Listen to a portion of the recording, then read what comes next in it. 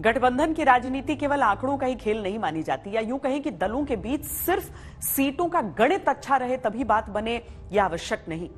जरूरी होता है कि केमिस्ट्री हो, यानी गठबंधन के साथियों के दिल कितने मिल रहे हैं, उनमें कितने कम मतभेद हैं, मतभेद अगर हैं भी तो उनको मिलकर कैसे सुलझाया जा सकता है। यही है गठजोड़ सियासत की असली केमिस्ट्री।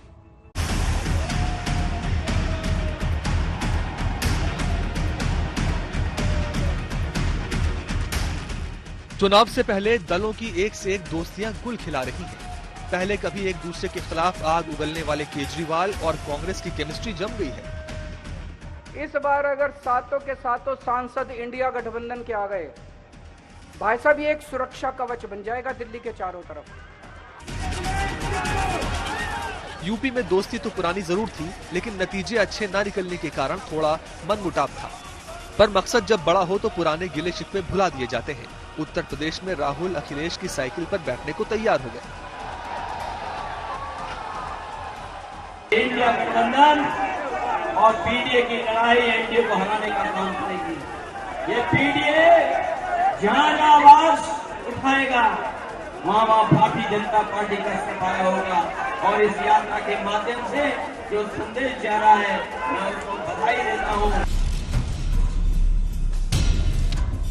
ममता और कांग्रेस के बीच बातचीत चल रही है, कितनी बनेगी कहना मुश्किल है, लेकिन बात हो रही है तो अंदाजा ये लगाया जा सकता है कि मतभेदों को दूर करने की कोशिशें जारी हैं।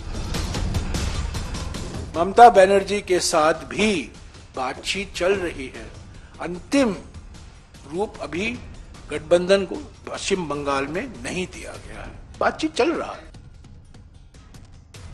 लेकिन सवाल है कि ये कैसे हुआ? एक महीने पहले तक जिन दलों के बीच दरारें नजर आ रही थी, उनमें दोस्ती कैसे हो गई? कारण सिर्फ एक है, नरेंद्र मोदी। राजनीतिक दुश्मन को हराने के लिए दरारों को भरना जरूरी है।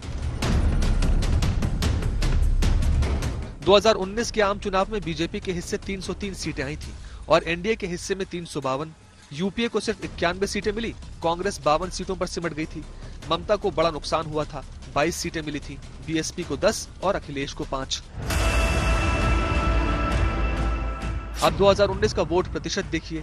बीजेपी को अकेले 37.7% वोट मिले थे, कांग्रेस को सिर्फ 19.7%, टीएमसी को 4.1%, समाजवादी पार्टी को 2.6%, आम आदमी पार्टी को 0.4%।